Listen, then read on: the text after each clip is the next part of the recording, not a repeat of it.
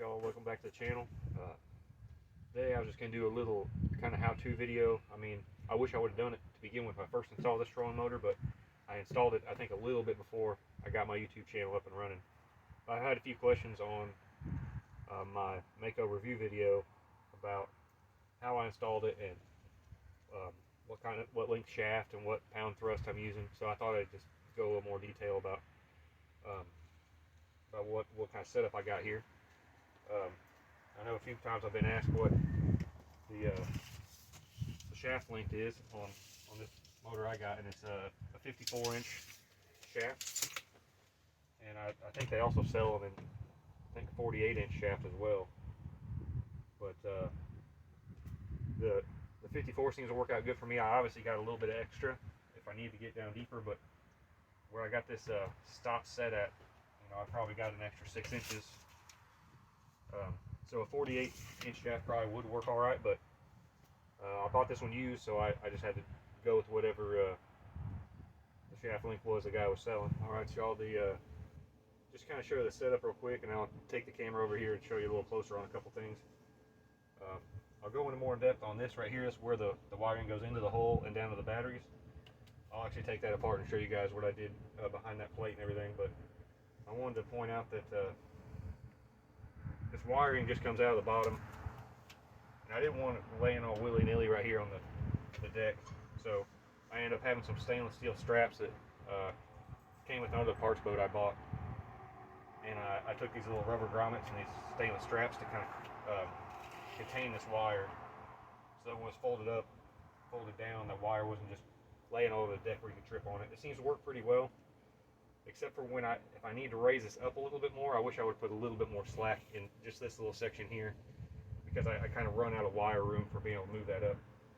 But for the most part, I really do like having this thing cinched in like that.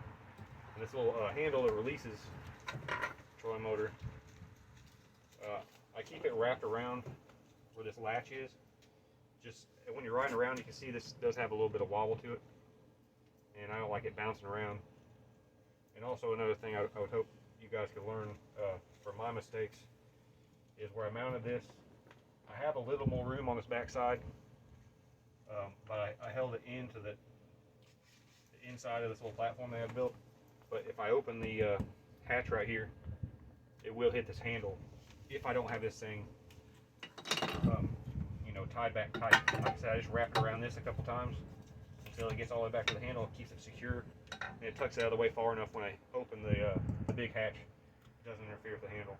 I figured I'd go ahead and deploy this thing one time and show you guys how it lays out whenever you got it in use.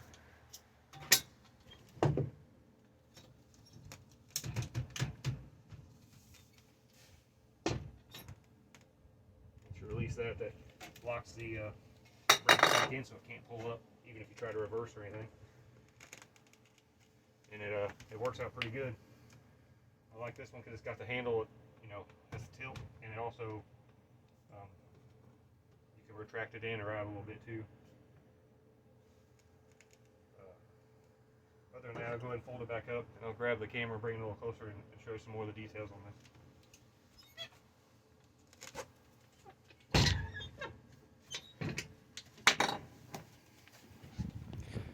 Alright, I just want to show you guys what I was talking about earlier, how the handle does come really close to hitting on the edge of this hatch. I like how it sits right here. It's further towards the inside of the boat, but I would suggest you got all this extra room over here, just scooting it over at least an inch or two. You shouldn't have the handle clearance issues that I have. And there's plenty of room underneath to get the bolts back in there too. But I want to show you from the top side. I currently have this bolted down with 6 different bolts. I used 1/4 20 stainless. I believe 4-inch long was long enough to get me through this plate and bracket and all the way to the bottom side of this fiberglass, and still have room for a nice stainless washer and a stainless nylon locking nut, so I know they're not going to come loose. Like I said, I set this thing down on and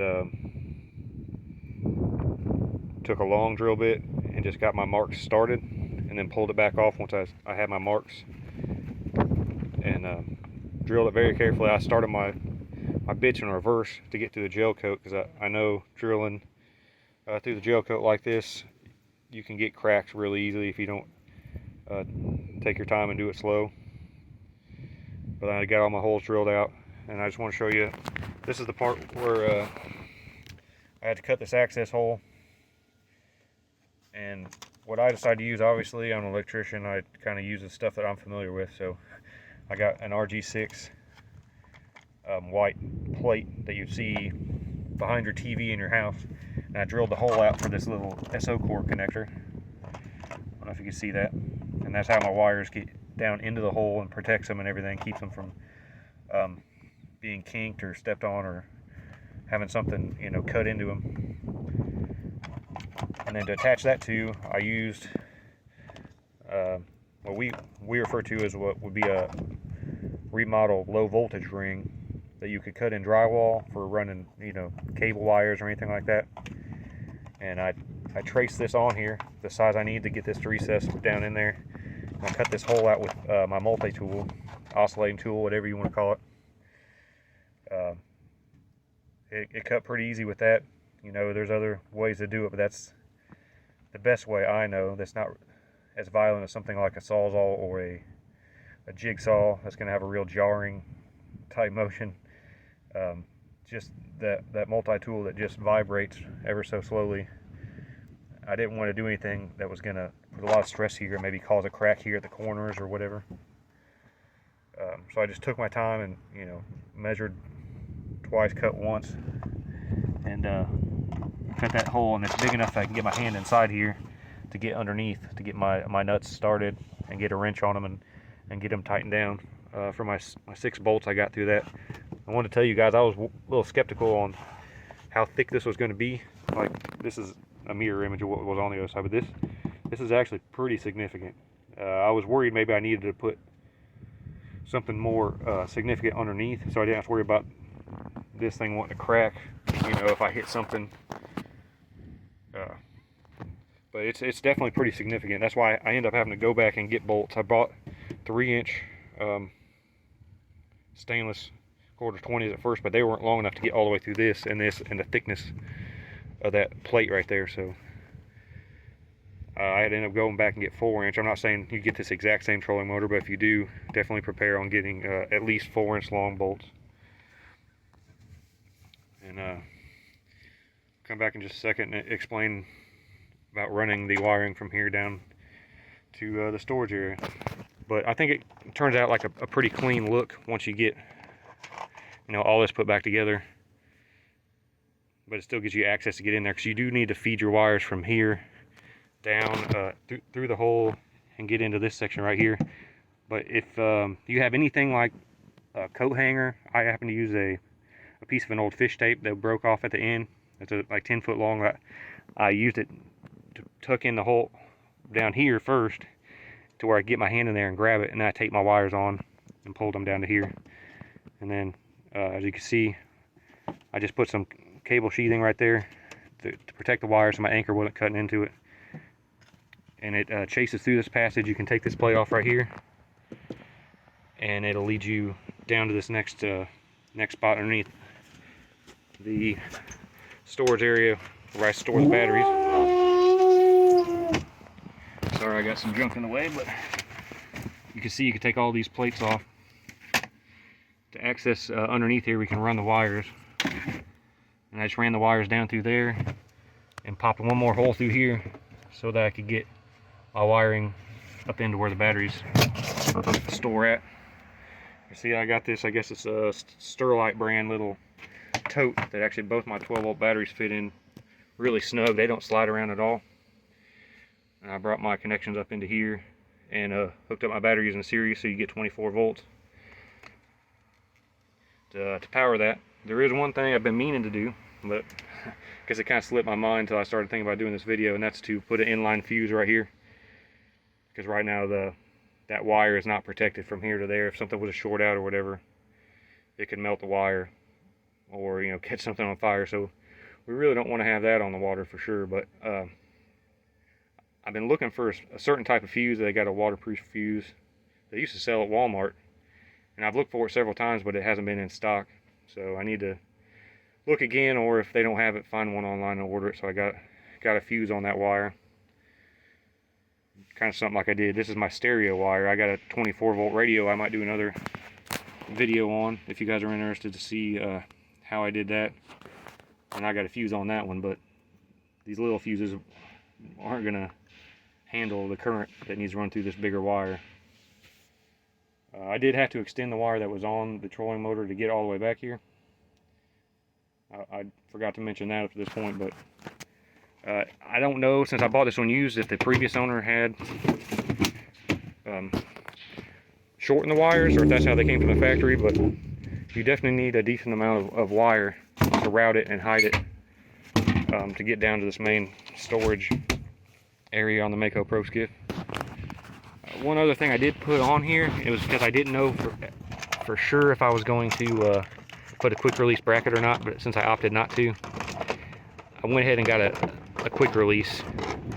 So that's where the wires that came from the factory on the trolling motor itself, I crimped them down onto this battery connector. I don't know if you can see it. I ordered that on eBay, I think, and it's just a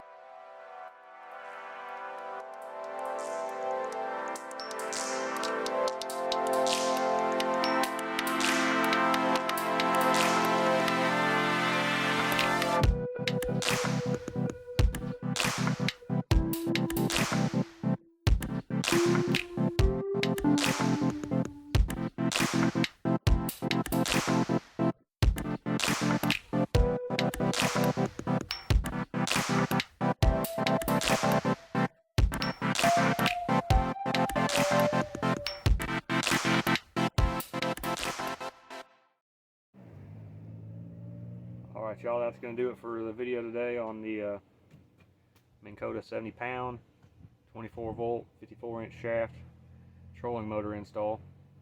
I hope this could help you guys maybe tackle this project on your own, since you got a little insight on what all it's going to take to get it done.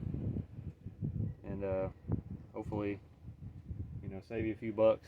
Instead of paying a dealer to do it, you can spend a little more money on some new rods, reels, tackle, boat fuel. We all know that stuff's expensive. So hope this helps and you enjoy the how-to videos. I know, like I said, a few people have asked me questions about it. It's hard to explain everything in text. It's easier for me to show you guys, so I don't mind doing little videos like this. And if you guys got any other questions, feel free to ask.